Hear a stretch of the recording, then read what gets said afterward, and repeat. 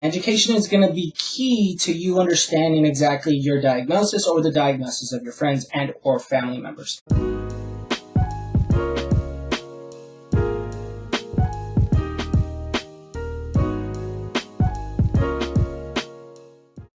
When it comes to becoming educated about bipolar disorder, there's a ton of information out there, and it pisses me off more than anything when I see these YouTubers who convey they have a bipolar disorder and they're telling you dumb shit like, oh, I'm going off my meds. Oh, I'm not comfortable taking meds. Oh, I have to take antipsychotics. Oh, I have to take anticonvulsants. Regardless of the circumstances, for those of you who are recently diagnosed, you have to take medication. There's no ifs, ands, or buts around it. You have to get on some sort of medication. Now, you can do a genetic testing that's going to allow you to see, dependent on your genes, what medication is going to work best for you. But regardless of the circumstances, you have to get on medication. I don't want to go into too much depth because I'm going to post a link down below to the International Bipolar Foundation as well as Medcircle that taught me a lot about the diagnosis and the disorder itself. It's also going to teach you, your friends and or family members, if you direct them the digital download that you're going to get on what they need to do to support you and or your conditions. Education is very important for this disorder. Now, understand that bipolar disorder is a spectrum. The not necessarily less severe, but the one that's commonly overlooked is cyclothymia. Cyclothymia, again, I'm going to post a link down in the description or somewhere around here about other providers and clinicians who talk about this, just because I don't want to go into too much depth into it because there's a whole bunch of videos out there. But bipolar disorder is a section.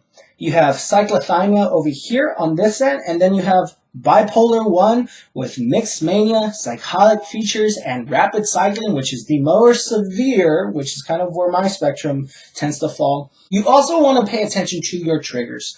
When it comes to triggers, the comorbidity of anxiety disorders is actually very common as well. So you're going to have general anxiety, a panic disorder, post-traumatic stress disorder, which is very common actually for me as well because I have those diagnoses. And on top of that, you also may have OCD attached to it. So understanding your triggers, that's going to alter your moods and it's going to shift your circadian rhythm, given that bipolar disorder is something that affects the way chemicals are running in your brain. So you do definitely want to have that cognizance moving forward. And last but not least, you also want to find a type of therapy that's going to work best for you, generally because there's so much that revolves around bipolar disorder. You're going to most likely, like 99.9% of the time, need medication, and you may most likely will need to get into your own psychotherapy. Now, psychotherapy is crucial because with the changes that are going on with your life, especially when you're recently diagnosed, with what other comorbid or coexisting diagnoses you get with,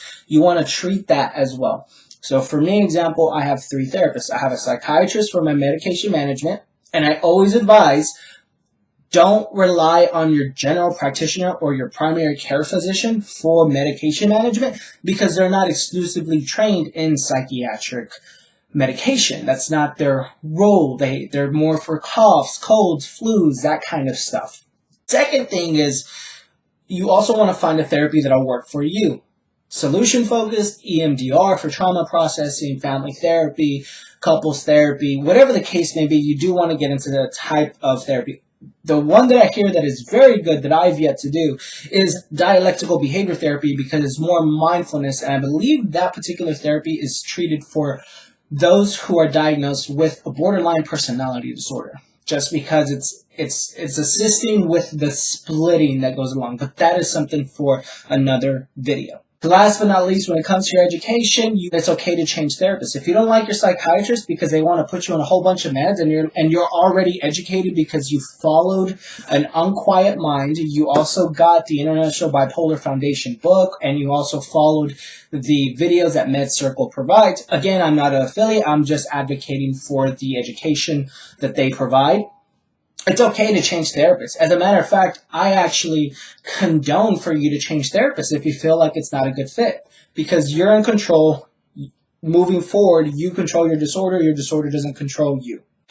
That's it for today's video. Let's go ahead and get into the next section. Until next time, guys, stay tuned. Take care.